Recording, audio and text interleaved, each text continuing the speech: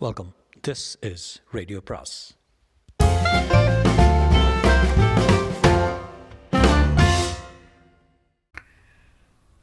அனைவருக்கும் அன்பு வணக்கம். ராக்கி ரங்கராஜனின் ஜெனிஃபர் அத்தியாயம் 38. ஜெனிஃபருக்கு ஒரு நிமிஷம் இருதயம் உறைந்தே போயிற்று. எதற்காக கேட்கிறான்? இந்த கேள்விக்கு என்ன பதில் சொல்வது? நிலை குலைந்து போனால் அவள் மூச்சு விடுவது கூட பிரயத்தனமாக இருந்தது. மாரட்டி அவளுடைய பதிலுக்காக காத்திருந்தபடி அவளையே பார்த்து கொண்டிருந்தான். ஜெனிஃபர் சமாளித்து கொண்டு, பாராளுமன்ற உறுப்பினராக இருக்கிறாரே அந்த வானரையா கேட்கிறீர்கள் என்றான். ஆமாம், அந்த தேவடி அப்பா என மண்டையில் ஒரு தட்டு தட்ட வேண்டியிருக்கிறது. ரத்தமெல்லாம் வடிந்து ஜெனிஃபரின் முகம் வெளுத்து போயிற்று. என்ன செய்தார் அந்த மனிதர்? நம்முடைய தொழிலுக்கு குந்தகம் பண்ணி கொண்டிருக்கான். அவனால் தான் மெக்சிகோவில் நம் நண்பர்கள் நடத்தி கொண்டிருந்த கஞ்சா தொழிற்சாலைகளை மெக்சிகோ அரசாங்கம் மூடிக்கொண்டிருக்கிறது. எல்லாம் குட்டிச்சவர். அந்த சோமாரி நம் வழிக்கு வராமல் பண்ணணும். அவனை தொலைத்து கட்டி ஆகணும். ஜெனிஃபரின் உள்ளம் தலைதறிக்க படபடத்து கொண்டிருந்தது. மாரட்டியிடம் ஜாக்கிரதையாக பேச வேண்டும் என்று தீர்மானித்து கொண்டவளாய் வார்த்தைகளை மனதுக்குள் உருவாக்கி கொண்டு பிறகு பேசினாள். வானரிடம் ஏதாவது வம்பு வைத்து கொண்டால் உங்களுக்கு தான் கெடுதல். அதற்காக அவரை சும்மா விடுவதா? இதை பாருங்கள், அவர் ஒருவரை தீர்த்து விட்டால் சரியாகிவிடுமா? அந்த இடத்துக்கு 10 பேர் வருவார்கள், அப்புறம் 100 பேர் வருவார்கள். அத்தனை பத்திரிகைகளும் ஒன்று சேர்ந்து உங்களை குற்றம் சாட்டும். இப்போது சும்மா புலன் விசாரணைகள் மட்டும்தான் நடந்து கொண்டிருக்கிறது. அந்த ஆளுக்கு ஏதாவது தீங்கு செய்தால் இதை காட்டிலும் மோசமான விளைவுகள் ஏற்படும். மாரட்டிக்கு கோபம் வந்தது. அவன் நம்ம வேலைகளை கெடுத்து கொண்டிருக்கிறான்னு சொன்னனே, உன் காதல் விழலையா? ஜெனிஃபர் தன் குரலை தணித்து கொண்டாள். கொஞ்சம் பகுத்தறிவை உபயோகித்து யோசனை பண்ணி பாருங்கள். இந்த மாதிரி எவ்வளவோ நடவடிக்கைகளை நம்ம பார்த்துருக்கோம். இதெல்லாம் அதிக நாள் நீடிப்பதில்லை. பாராளுமன்ற உறுப்பினர்கள் ஒரு பிரச்சனையில் காய்ச்சி மூச்சென்று கத்துவார்கள். பிறகு அந்த பிரச்சனையை விட்டு இன்னொரு பிரச்சனைக்கு தாவி விடுவார்கள். அவ்வளவுதான். கொஞ்ச நாளைக்கெல்லாம் மூடிய தொழிற்சாலைகள் ஒவ்வொன்றாக திரும்ப திறக்கும். பிஸ்னஸ் பழையபடி நடக்க ஆரம்பிக்கும். யாரும் அதை பற்றி கவலைப்பட மாட்டார்கள். ஆனால் நீங்கள் நினைக்கிற மாதிரி அடிதடி வழியில் இறங்கினால் பிறகு அதற்கு ஒரு முடிவே இருக்காது. குடும்ப வழக்கறிஞரான கால்ஃபேக்ஸ் குறுக்கிட்டார். அதெல்லாம் இல்லை. என்ன அபிப்பிராயம்? மாரட்டி வள்ளென்று விழுந்தான். உங்கள் அபிப்பிராயத்தை இப்போது யார் கேட்டார்?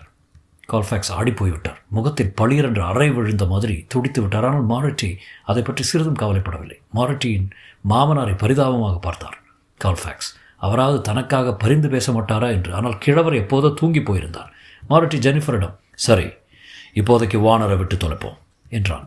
அப்பாடா, ஜெனிஃபருக்கு இப்போதுதான் சுவாசம் தாராளமாய் வந்தது. அப்படியானால் சரி, வேறொன்றும் இல்லையே என்று புறப்பட தயாரானான். இரு, இன்னொரு விஷயம் இருக்கிறது. மாரட்டி ஒரு கனமான தங்க லைட்டரால் சிகரெட்டை பற்ற வைத்துக் கொண்டான். என் சிநேகிதன் ஒருவன் மார்க்கோன்னு பேர் மிரட்டி கொள்ளையடித்தான் என்று அவன் மீது வழக்கு போட்டு தண்டனை கொடுக்க போகிறார்கள். அந்த வழக்கை பற்றி பத்திரிகைகளில் அவள் படித்திருந்தால் இந்த மார்க்கோ ஒரு கைதேர்ந்த வில்லன் என்றும் வன்முறை வழக்குகளுக்கு ஆக பல முறை சிறை சென்றவனிடம் செய்திகள் வெளியாயிருந்தன. நான் என்ன செய்ய வேண்டும்? அவனுக்காக அப்பீல் பண்ண வேண்டுமா என்று கேட்டாள். இல்லை, அவனுக்கு சிறை தண்டனை கிடைக்கும்படி பண்ண வேண்டும் என்றான் மாரட்டி. அவளுக்கு தூக்கி வாரிப்பட்டது. சிகரெட் லைட்டரை மேஜை மீது திரும்ப வைத்தான். அவன் அமைதியாக சொன்னான், மார்க்கோவை அவனுடைய சொந்த நாடான சிசிலிக்கு நாடு கடத்தி விடலாம் என்று அரசாங்க வக்கீல் டிசில்வா கேட்கப் போகிறாராம். எனக்கு தகவல் கிடைத்திருக்கிறது. அவனுக்கு சிசிலியில் ஏராளமான எதிரிகள் இருக்கிறார்கள். அங்கே போனால் 24 மணி நேரம் கூட உயிரோடு இருக்க மாட்டான். தீர்த்து கட்டி விடுவார்கள். அவனுக்கு மிக பாதுகாப்பான இடம் இந்த நாட்டிலே உள்ள சிங் சிறைதான். அதில் அவனை அடைத்து வைக்கட்டும். 1 வருஷமோ 2 வருஷமோ கழித்து அவனை வெளியே கொண்டு வந்து விடலாம். அவனுக்கு சிறை தண்டனை கிடைக்கிற மாதிரி நீ பண்ண வேண்டும். முடியுமா? ஜெனிஃபர் சிறிது தயங்கிவிட்டு, டிசில்வா லேசில் விடமாட்டாரே என்றான். கால்ஃபேக்ஸ் சட்டென்று, ஜெனிஃபர் வேண்டாம், வழக்கை வேறு வக்கீலிடம் ஒப்படைக்கலாம் என்றார். மாரட்டி கோபமாக, வேறு வக்கீல் வைக்கலாம், நான் அது நானே சொல்லியிருப்பேனே என்று மறுபடியும் சீறிவிட்டு ஜெனிஃபர் பக்கம் திரும்பி, நீதான் இதை ஏற்று நடத்த வேண்டும் என்றான். எல்லோரும் புறப்பட்டு போய்விட்டார்கள். கால்ஃபேக்ஸ் தன் காரில் ஏறிக்கொண்டிருந்தார். மாரட்டியும் அவனது உதவியாளும் ஜன்னல் வழியை பார்த்து கொண்டிருந்தார்கள். உதவியாளனின் முதுகில் தட்டினான் மாரட்டி. அந்த ஆளை நீ தீர்த்து விட வேண்டியதுதான் என்றான். அவன் திடுக்கிட்டான். யார பாஸ்? கால்ஃபேக்ஸியா? ஆமாம், அவனை இனிமே நம்பக்கூடாது. சரி பாஸ், எப்படி செய்யட்டும்? சீக்கிரமே செய்து விட வேண்டியதுதான். எப்போது என்று பிறகு சொல்கிறேன் என்றான் மாரட்டி. நீதிபதி அறையில் மார்க்கோவின் வழக்கை பற்றிய பேச்சுவார்த்தை ஆரம்பமாயிற்று. ப்ளீ பார்கென் என்ற அமெரிக்க முறைப்படி ஒரு கைதி தான் குற்றவாளி என்பதை ஒப்புக்கொண்டு தண்டனை குறைத்து தரும்படி கேட்கலாம். நீதிபதி ஆலோசித்து அதை பற்றி முடிவு செய்வார். அந்த நீதிபதி ஜெனிஃபரிடம் மிகவும் அன்பு கொண்டிருந்தார். அடிக்கடி ஃபோனில் பேசுவார், விருந்துக்கு கூப்பிடுவார். அதெல்லாம் ஒரு வருஷத்துக்கு முன்பு. ஜெனிஃபர் பயங்கர கும்பலின் வழக்குகளுக்கு ஆஜராகிறாள் என்பது தெரிந்த பிறகு அவளுடன் பேசுவதை நிறுத்தி கொண்டு விட்டார். என்ன பண்ணுவது என்று எண்ணிக்கொண்டால் ஜெனிஃபர். அவர் நல்ல மனிதர் தான், அவருடைய நட்பை இழந்தது வருத்தமாய்த்தான் இருக்கிறது. ஆனால் தொழில் என்று ஒன்றை ஏற்றுக்கொண்ட பிறகு இதையெல்லாம் பார்க்க முடியாது. டிசில்வா வரும் வரையில் இருவரும் எதுவும் பேசிக்கொள்ளவில்லை. ஒரு தர்ம சங்கடமான மௌனம் அங்கே நிலவியது. டிசில்வா வந்து தன் ஆசனத்தில் அமர்ந்தார்.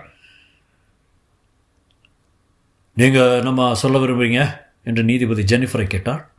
ஜெனிஃபர் ஒரு தந்திரம் வைத்திருந்தால். டிசில்வாவின் பக்கம் திரும்பி, மார்க்கோவுக்கு சிறை தண்டனை கொடுத்து சிசிங் சிறைக்கு அனுப்ப வேண்டும் என்று தாங்கள் கேட்கப் போவதாக சொன்னார்கள்.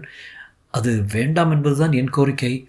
அவன் இந்த ஊர்க்காரனே அல்ல, சட்டவிரோதமாக குடியேறியிருக்கும் அயல் நாட்டவன், சிசிலியில் இருந்து இங்கே வந்தவன். ஆகவே அவனை சிசிலிக்கே திருப்பி அனுப்பிவிட வேண்டும், அதுதான் என் கோரிக்கை என்றாள். டிசில்வா திகைத்து போனார்.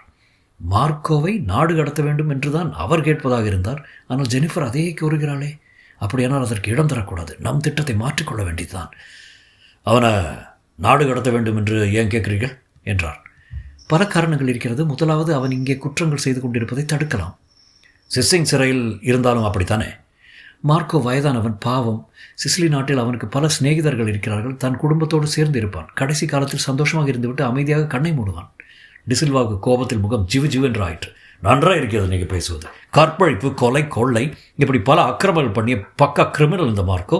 அவன் தன் ஊருக்கு போய் குடும்பத்தோடு இருக்க வேண்டும், சந்தோஷமாக கண்ணை மூட வேண்டும் என்று அவனுக்காக நீங்கள் கண்ணீர் வடிக்கிறீர்கள். பிரமாதம் தான், போங்கள். நீதி கேட்கும் உரிமை மார்க்கோவுக்கு. அவனுக்கு எந்த உரிமையும் கிடையாது. டிசில்வா மேஜையை ஓங்கி குத்தினார். மிரட்டி பணம் பறித்தவன், கொள்ளையடித்தவன், அவனுக்கு என்ன உரிமை இருக்கிறது? சிசிலிக்கு அவனை அனுப்பினால் அந்த பேச்சே வேண்டாம் என்று அடித்தொண்டையில் கத்தினார் டிசில்வா. அவன் குற்றங்கள் செய்ததெல்லாம் இந்த நாட்டில், அவன் தண்டனை அனுபவிக்க வேண்டியதும் இந்த நாட்டில் தான். நீதிபதியை நோக்கி, யுவர் ஆனர், தங்களுடைய நேரம் வீணாகி கொண்டிருக்கிறது. மார்க்கோவுக்கு எந்த கருணையும் காட்ட அரசாங்கம் தயாராக இல்லை. மார்க்கோவை சிசிங் சிறைக்கு அனுப்ப வேண்டும் என்பதுதான் என் கோரிக்கை. நீதிபதி, வேறு ஏதேனும் நீங்கள் சொல்ல வேண்டுமா என்று ஜெனிஃபரை கேட்டார். டிசில்வாவை பார்த்து கோபமாக முறைப்பது போல் பாசாங்கு செய்துவிட்டு, இல்லை யுவர் ஆனர் என்றாள் ஜெனிஃபர். நீதிபதி எழுந்து கொண்டார். என் தீர்ப்பை நாளைக்கு சொல்கிறேன், நீங்கள் இருவரும் போகலாம் என்றார். டிசில்வாவும் ஜெனிஃபரும் வெளியே வந்தார்கள். டிசில்வா ஜெனிஃபரை பார்த்து வெற்றி பெருமிதத்துடன் புன்னகை செய்தார். வக்கீலம்மா, உங்களுடைய கைராசி குறைந்து கொண்டு வருகிறது என்றார். ஜெனிஃபர் ஒரு பெருமூச்சு விட்டாள். எப்போதுமே ஜெயித்து கொண்டிருக்க முடியுமா என்றாள். டிசில்வா சென்ற பின் டெலிஃபோன் கூண்டுக்கு போனால் மாரட்டிக்கு ஃபோன் செய்தாள். நிம்மதியாயிருங்கள், உங்கள் விருப்பப்படியே மார்க்கோ சிசிங் சிறைக்கு தான் போவான் என்றாள். அதே போல மறுநாள் நீதிபதி தீர்ப்பு கொடுத்தார். அவளின் முறை தோற்றுவிட்டதாக டிசில்வா எண்ணி மகிழ்ந்தார்.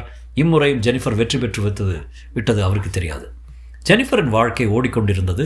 காலம் மாறிக்கொண்டிருந்தது. வசந்தங்களும் மழையும் பனியும் பிறந்த நாள்களும் சோதனைகளும் வேதனைகளும் தாண்டிச் சென்றன. வழக்குகளில் வெற்றிகளும் தோல்விகளும் மாறி மாறி வந்தன. மாரட்டியும் இயுடன் இன்றைய யதார்த்தம், வானரை பற்றிய பழைய நினைவுகள், எல்லாவற்றிலும் மையமாக குழந்தை ஜோசப் இருந்தான். அவனை வைத்துத்தான் எதையும் ஜெனிஃபர் கணக்கிட்டாள். என்ன வேகமாய் காலம் ஓடுகிறது. இப்போது அவனுக்கு 7 வயது. சித்திரக்கதைகளும் கலர் பென்சில்களும் வைத்துக் கொண்டிருந்தவன் இப்போது பொம்மை விமானங்களிலும் விளையாட்டுப் போட்டிகளிலும் மனத்தை செலுத்தலானான். இப்போது அவன் உயரமாய் வளர்ந்திருந்தான். எதிலும் தன் தந்தையே கொண்டிருந்தான். உடல் தோற்றத்தில் மட்டுமல்ல, உள்ளத்தாலும் தான். மென்மையான ஹிருதயம், மரியாதை, நியாயமாக நடந்து கொள்ள வேண்டும் என்ற உணர்வு. வானரைப் போலவே விளையாட்டுகளில் மிகுந்த விருப்பம் கொண்டிருந்தான். சனி ஞாயிறுகளில் டிவியில் விளையாட்டு நிகழ்ச்சிகளை விடாமல் பார்ப்பான். கால்பந்து, பேஸ்பால், கூடைப்பந்து, எது நடந்தாலும் சரி. முதலெல்லாம் அவன் பாட்டுக்கு பார்த்து கொண்டிருக்கட்டும் என்று டெலிவிஷன் முன்னால் அவனை விட்டுவிட்டு போய்விடுவாள் ஜெனிஃபர். ஆனால் அந்த நிகழ்ச்சிகளை பற்றி அவன் பேசும்போது தலையும் புரியாமல் காலும் புரியாமல் அவள் விழிக்க வேண்டியிருந்தது. அதற்காக அவனுடன் சேர்ந்து உட்கார்ந்து தானும் டிவி பார்க்க தொடங்கினாள். சொந்தமாக ஒரு பாய்மர படகு வாங்கியிருந்தாள் ஜெனிஃபர். வார கடைசிகளில் அவளும் ஜோசப்பும் படகு சவாரி செய்வார்கள். அவன் படகை ஓட்டும்போது அவன் முகத்தையே கவனித்துக் கொண்டு உட்கார்ந்திருப்பாள் அவள். அந்த முகத்தில் தோன்றும் ஒரு பிரகாசமான புன்னகை அவளுக்கு வானரை ஞாபகப்படுத்தும். வானருடன் வாழ முடியாமல் போன வாழ்க்கையை தான் ஜோசப்புடன் வாழ்கிறோமோ என்று அவள் அடிக்கடி எண்ணிக்கொள்வதுண்டு. எப்படியானால் என்ன, குழந்தை ஜோசப் சந்தோஷப்படுகிறான், அவளுடன் இருப்பதை நேசிக்கிறான். தந்தைக்கு பர்த்தி இல்லை, இவனே தான். உலகத்தில் வேறு எதுவும் எனக்கு வேண்டாம். இந்த பாக்கியம்தான் எனக்கு பெரிது. இதற்கு ஆபத்து வந்துவிடக்கூடாது. ஜெனிஃபர் நெஞ்சு கடவுளை வேண்டிக் கொண்டது. தொடரும்.